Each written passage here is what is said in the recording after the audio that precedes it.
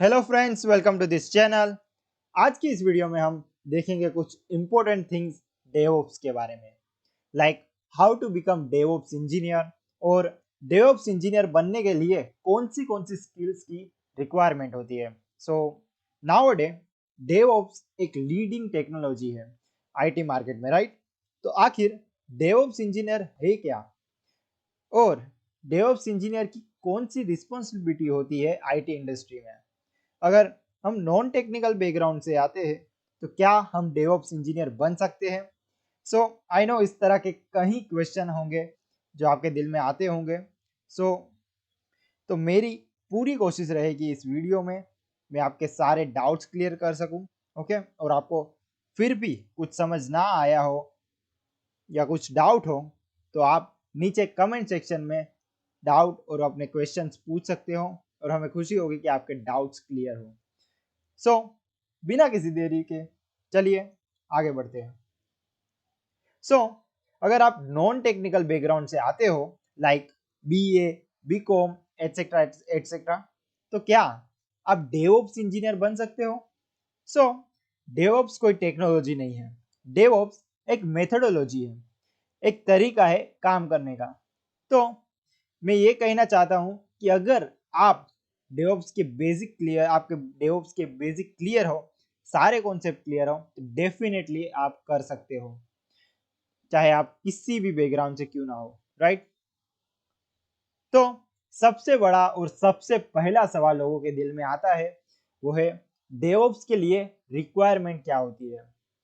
तो इसके लिए चलिए देखते हैं डेवऑप्स के कुछ मिथ जो अक्सर से आप सुनते होंगे लोगों से। सो सबसे पहला मिथ है कि आपको प्रोग्रामिंग नॉलेज होनी चाहिए। आपको भी पर्सन पूछेंगे डेवऑप्स के बारे में, वो यही कहेंगे कोई भी एक प्रोग्रामिंग लैंग्वेज आनी ही चाहिए। But the truth is DevOps में इसकी रिक्वायरमेंट नहीं है। डेवऑप्स में डेवलपर का काम अलग होता है और आपका काम कुछ और होता है। सो जो भी डेवलपर होते हैं उन्हें जरूरत होती है ये सब सीखने की, like Python, Java, C plus plus etcetera. But आपको उन सारी लैंग्वेज की बेसिक नॉलेज तो होनी ही चाहिए, जरूर होनी चाहिए। बट वो तो आप कहीं भी कहीं से भी सीख सकते हो, राइट? दूसरा मिथ है कि हमें लिनक्स एक्सपीरियंस होना चाहिए, लिनक्स अच्छे से चलाना आना चाहिए।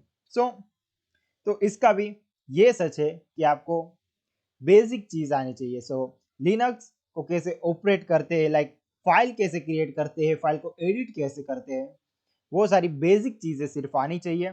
आपको जरा भी डरने की जरूरत नहीं है क्योंकि ये सारी चीजें आप सिर्फ हाफ एन आवर के लेक्चर में देख के सीख सकते हो। तो लिनक्स आनी चाहिए बट उसमें मास्टर बनने की कोई भी जरूरत नहीं है। Okay, so prior IT experience is required? No, because again DevOps एक नया टूल है, राइट? तो ये अगर नया टूल है तो डेफिनेटली ज्यादा लोगों को ये क्या है वही चीज पता नहीं होगी। तो एक्सपीरियंस पर्सन कहाँ से होंगे, राइट? तो यहाँ पे ऐसी कोई रिक्वायरमेंट नहीं है कि आप में से आपको पहले से ही डेवऑप्स में एक्सपीरियंस हो या किसी चीज में एक्सपीरियंस हो। ओके, सो हमारा अगला मिथ है कि नॉन टेक्निकल बैकग्राउंड वाले ये चीज नहीं कर सकते। तो ये बात बिल्कुल गलत है।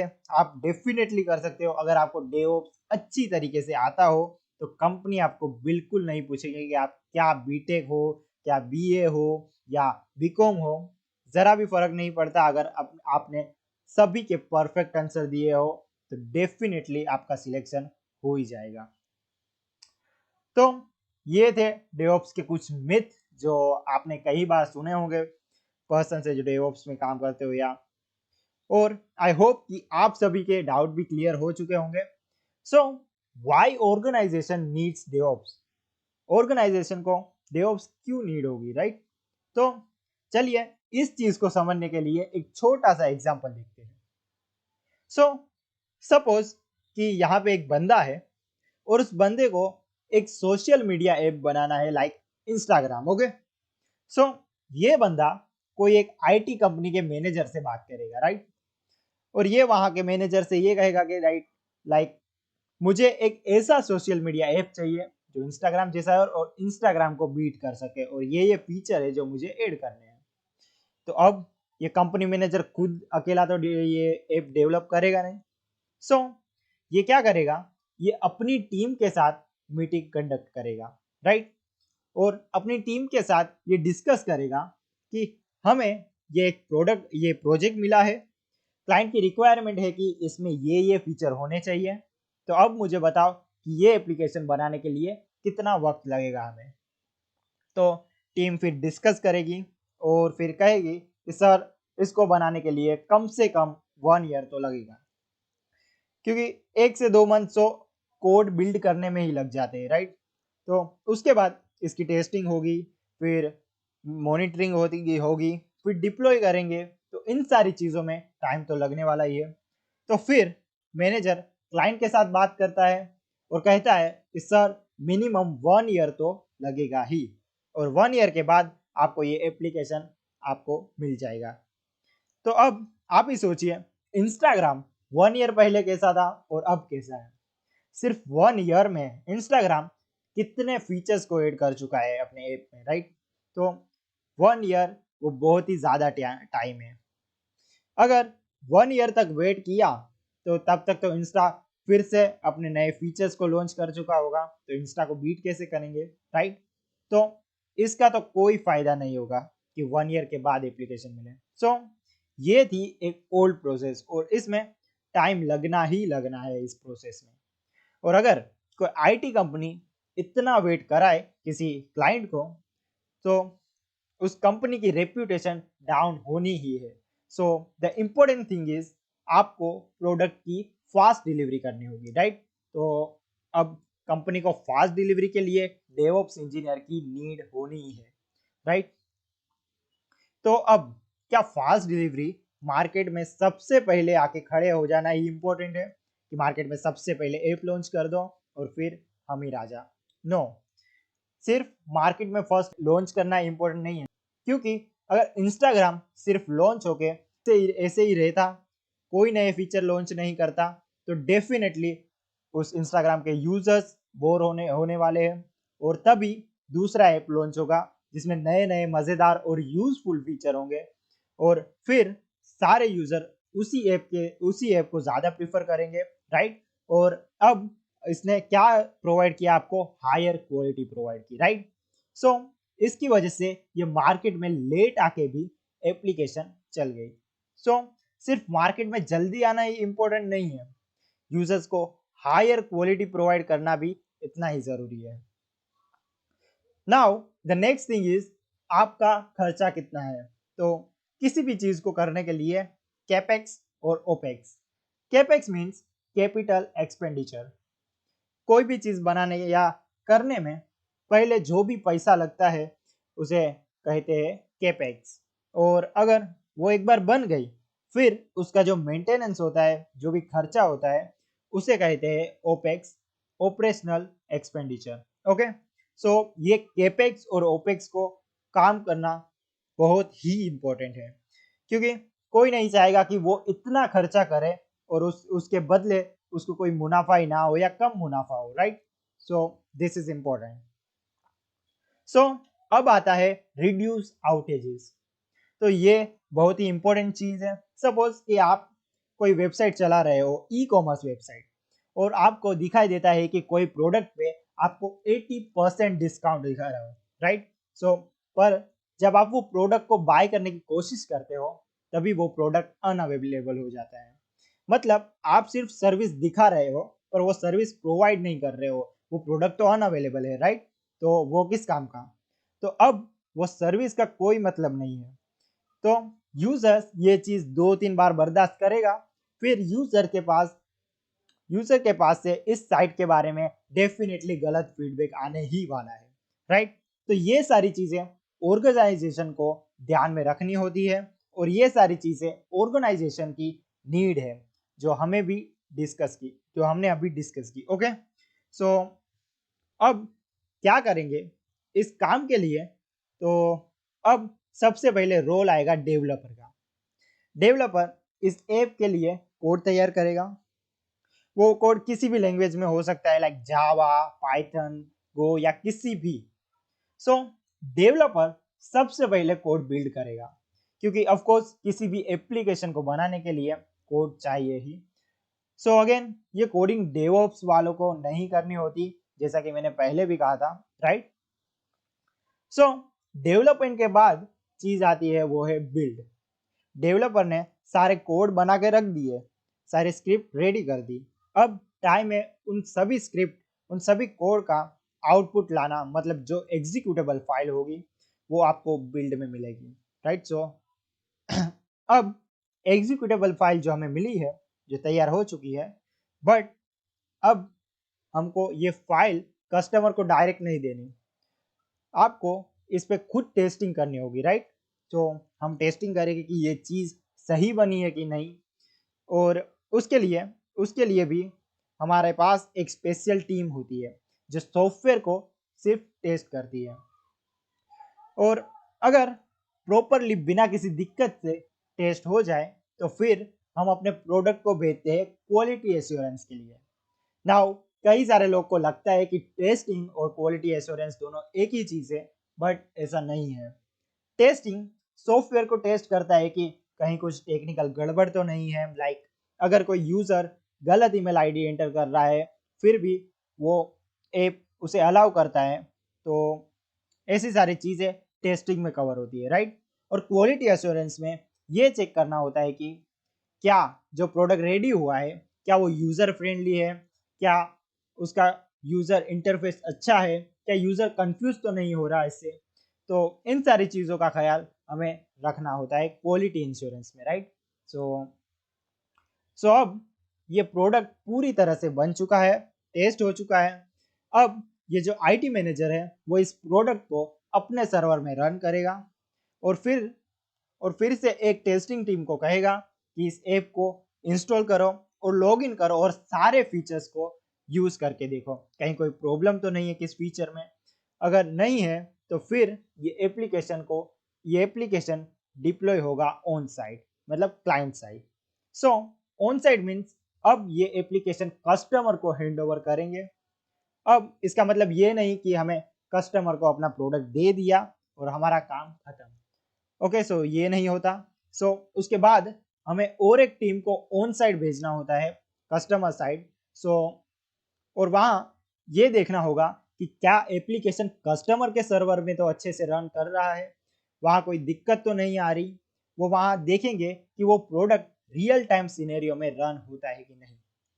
ओके, फिर आता है मेंटेनेंस। तो यहाँ हमें ये देखना होता है कि क्या अगर प्रोडक्ट में लोड बढ़ जाए तो कुछ दिक्कत तो नहीं आती, या डिप्लॉय होने के बाद किसी किसी और की आईडी किसी और में तो नहीं दिख रही। तो ये सारी चीज़ें देखनी होती हैं। और उसके साथ आप ट्रेनिंग भी दोगे वहाँ के एम्प्लॉयज़ को, लाइक अगर ये एरर आए तो ऐसे सोल्व करना है इस एरर को, क्योंकि आप पूरी ज़िंदगी वहाँ तो टेस्टिंग के लिए नहीं रह सकते, राइट। तो 3-4 मंथ वो पूरी तरह से ट्रेंड हो जाएंगे। ओके, ट्रेंड होने के बाद जो लास्ट काम होगा वो होगा मॉनिटरिंग। तो प्रोडक्ट मॉनिटरिंग करना बहुत ही इंपॉर्टेंट है, लाइक यूजर डेटा ठीक से तो आ रहा है, डेटा स्टोर करने में कुछ दिक्कत तो नहीं आ रही, वगैरह वगैरह। सो इस चीज़ के लिए क्लाइंट खुद अपने बंदों को बिठा सकता है, या फिर क्लाइंट ने जिस भी कंपनी के पास से ये प्रोडक्ट को बनाया है उस कंपनी को एनुअली पे करके मॉनिटरिंग कंटिन्यू करवा सकता है। सो ये एक प्रोसेस है जो स्टैंडर्ड प्रोसेस कही जाती है, जिसे हम कहते हैं कि SDLC means software development life cycle. और डेवऑप्स में भी हमें ऐसा ही कुछ करना होता है। सो डेवलपर अपना जो भी कोड है उसे गिट पे अपलोड करेगा, राइट। तो इसको हमें पढ़ना है, लाइक कोड वर्जनिंग कैसे होती है, कोड डिस्ट्रीब्यूशन क्या होता है। तो ये सारी चीज़ों की जानकारी हमें होनी चाहिए, और उसके लिए हमें पढ़ना होगा गिट। ये बहुत ही इंपॉर्टेंट है, किसी भी डेवऑप्स के इंटरव्यू की शुरुआत इस गिट से ही की जाएगी। सो इन शॉर्ट हमें गिट चलाना आना चाहिए। और अब बारी आती है जेनकिंस की। जेनकिंस ये जो भी ऑपरेशन है लाइक डेवलपमेंट, उसके बाद बिल्ड, फिर टेस्टिंग एंड सो ऑन, इन सभी ऑपरेशन के बीच में कनेक्शन बनाता है। लाइक डेवलपमेंट में जो भी कोड रेडी हुआ है उस कोड को बिल्ड तक पहुंचाने का काम जेनकिंस करता है। बिल्ड के लिए यूज होता है मेवन, और टेस्टिंग में और क्वालिटी एश्योरेंस में डेवऑप्स की कोई ज़रूरत नहीं होती, क्योंकि वो चीज़ करने के लिए एक स्पेशल टीम ही होती है लाइक, तो उसमें डेवऑप्स की कोई खास ज़रूरत नहीं होती। तो अब बात करते हैं डिप्लॉय की। तो डिप्लॉय के लिए मार्केट में अभी जो टूल चल रहा है वो है शेफ। शेफ के अलावा है एनसिबल। सो एनसिबल भी हमें पढ़ना होगा। ओके, सो शेफ और एनसिबल दोनों ही इम्पोर्टेंट है। और डिप्लॉय के लिए आप डोकर का यूज कर सकते हो या पपेट का भी यूज कर सकते हो। तो यहाँ ये सब इम्पोर्टेंट है और हमें पढ़ना होगा ये। मेंटेनेंस के लिए कुछ खास नहीं है अब, बट मॉनिटरिंग के लिए AWS क्लाउड वॉच बहुत ही फेमस है। तो हमें AWS क्लाउड वॉच भी देखना होगा कि ये क्या है। तो अब यहाँ पे एक इशू है, राइट। तो ये जो भी ट्रेडिशनल प्रोसेस चल रही है अभी, इसे कहते हैं वाटरफॉल मॉडल, या सिंपल भाषा में कह सकते हैं step by step process. Means अगर आपने कोई एक स्टेप कंप्लीट कर लिया, फिर आप फिर से वो स्टेप पे नहीं जा सकते। लाइक अगर आपने एक प्रोडक्ट बिल्ड करके टेस्टिंग स्टार्ट कर ली, तो फिर आप डेवलपमेंट में फिर से नहीं जा सकते। मीन्स आपको पूरी प्रोसेस स्टेप बाय स्टेप करनी होगी, और एक बार आप आगे बढ़ गए तो फिर से पीछे जाके कोड में चेंजेस नहीं कर सकते, और वो पॉसिबल नहीं है। अब ये बहुत ही बड़ा इशू है, राइट, क्योंकि सपोज आपने क्लाइंट की रिक्वायरमेंट के हिसाब से ऐप को बिल्ड कर दिया, और अब आप वो ऐप को टेस्टिंग के लिए टेस्टिंग कर रहे हैं वो ऐप पे, और उसी वक्त क्लाइंट आता है आपके पास और क्लाइंट कहता है कि मुझे अपने ऐप में और 2 फीचर ऐड करने हैं, तो प्लीज़ मुझे वो करके दो। अब आप अपने क्लाइंट को ना तो नहीं कह सकते कि नहीं, हमने यहाँ तक काम कर लिया है, अब हम पीछे जाके फिर से कोड को डेवलप नहीं कर सकते, राइट। सो क्लाइंट को हम ना तो नहीं कह सकते, क्योंकि आज के टाइम पे हर कोई बंदा चाहता है कि उसके ऐप में या वेबसाइट पर बार बार कोई नई चीज़ आए, नए फीचर लाए, और जिससे यूज़र कभी बोर ना हो और यूज़र को नई नई चीज़ें मिलती रहे, राइट। सो तो इसी इशू को दूर करने के लिए हमने एक नई मेथोडोलॉजी अपनाई, और जिसका नाम है agile methodology. In short, agile में हम स्टेप टू स्टेप प्रोसेस तो करते हैं, बट अगर हमें कोई दूसरे स्टेप में आगे बढ़ गए और फिर भी हम अपने प्रीवियस स्टेप पे जा सकते हैं आसानी से। सो अगर आपको इस अजाइल मेथोडोलॉजी के बारे में डीप में जानना है, तो हमने पहले से ही वीडियो बना रखी है। सो अजाइल मेथोडोलॉजी और स्क्रम पे, तो आप जाके वो वीडियो देख सकते हो। तो जो भी चीज़ इंटरव्यू में पूछी जाती है वो सारी चीज़ें हमने कवर पहले से ही कर रखी है। ओके, सो डरने की कोई बात नहीं है। आप कोई भी फील्ड से हो या कोई भी बैकग्राउंड से हो, अगर आपका कॉन्सेप्ट क्लियर है, बेसिक क्लियर है, आप डेवऑप्स इंजीनियर बन सकते हो, राइट। तो गाइज आज के लिए बस इतना ही। आई होप आपके सारे डाउट क्लियर हो चुके होंगे। फिर भी आपके दिल में कोई भी क्वेश्चन हो तो आप नीचे कमेंट सेक्शन में बिंदास होकर पूछ सकते हो। हमें खुशी होगी कि आपके डाउट्स क्लियर करें। Thank you for watching, bye and have a nice day.